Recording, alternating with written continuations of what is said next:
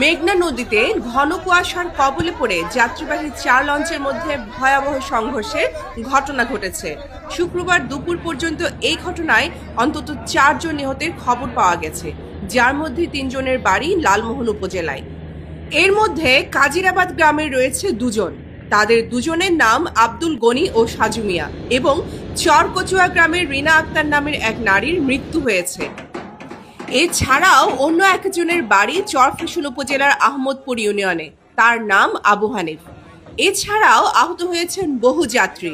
যে 4টি লঞ্চের মধ্যে এই ভয়াবহ সংঘর্ষের ঘটনা ঘটেছে সেই 4টি লঞ্চ হলো এমভি জাকির সম্রাট 3, অ্যাডভেঞ্চার 9, এমভি সম্রাট 7 এবং কর্ণফুলী 12।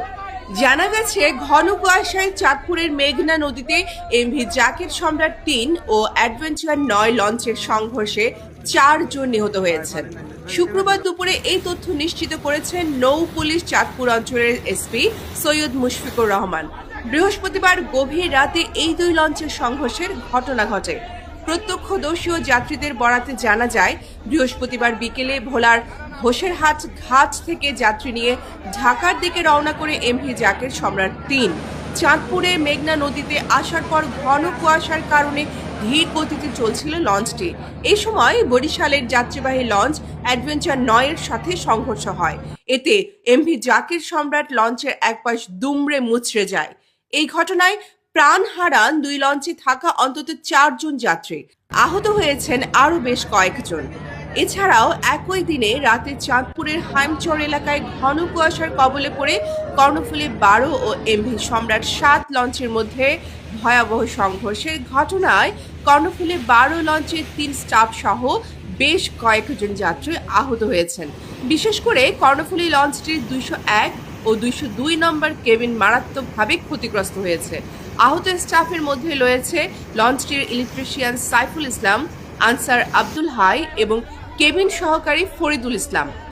দুর্ঘটনার পরপরই লঞ্চের অন্যান্য স্টাফরা আহতদের প্রাথমিক চিকিৎসা প্রদান করেন। আহতরা শঙ্কামুক্ত বলে নিশ্চিত করা হয়েছে।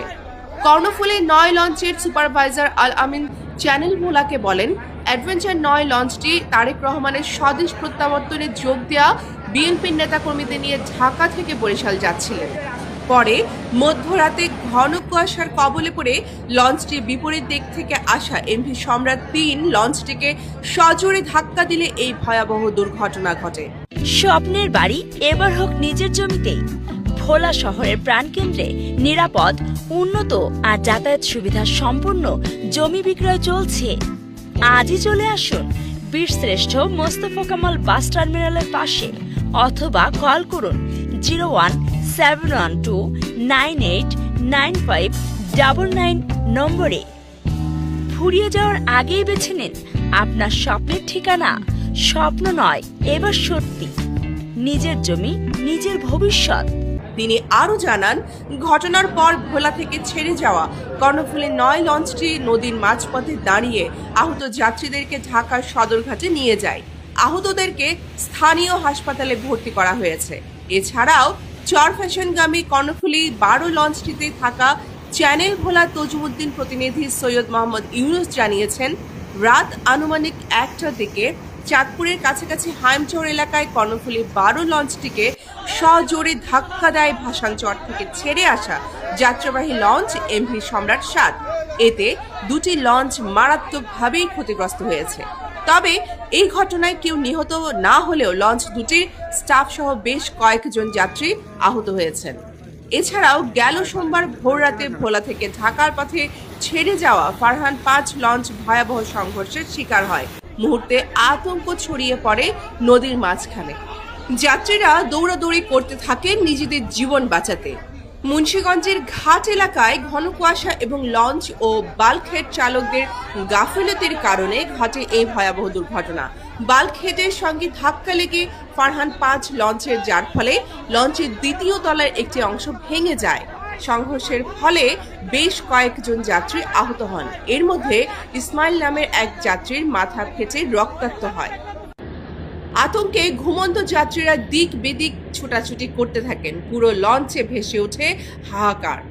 লঞ্চে থাকা সম্রাট আকবর নামের এক যাত্রী চ্যানেল ভোলাকে জানিয়েছেন, ভোর আনুমানিক 4:30টার দিকে লঞ্চটির বাঁ পাশে বালখেতে ধাক্কা লেগে মুহূর্তে আতঙ্ক ছড়িয়ে পড়ে। ঘন কুয়াশা এবং চালকদের সতর্কতার অভাবে এমন দুর্ঘটনা ঘটেছে। যাত্রীদের নিরাপদে নদীপথে চলাচলের জন্য প্রয়োজন যথাযথ নিয়ম ও সতর্কতা। কয়েক দিনের ব্যবধানে ঘটে যাওয়া এসব লঞ্চ দুর্ঘটনা আমাদের মনে করিয়ে দেয়, নদীপথে সঠিক নিরাপত্তা ব্যবস্থা না থাকলে এক মুহূর্তেই জীবনের ঝুঁকি তৈরি হতে পারে।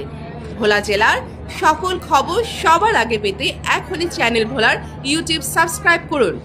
সবার আগে সব খবর এখন চ্যানেল ভোলায়। সাইমা তানহা, চ্যানেল ভোলা।